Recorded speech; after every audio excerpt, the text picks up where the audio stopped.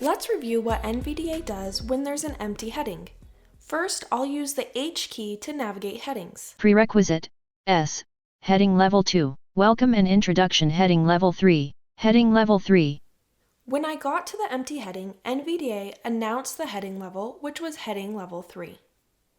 Next, I'll use my VO key, which is caps lock, plus F7 to pull up my element list and go to the headings list. Elements list dialog. Type Headings radio button. Tree view.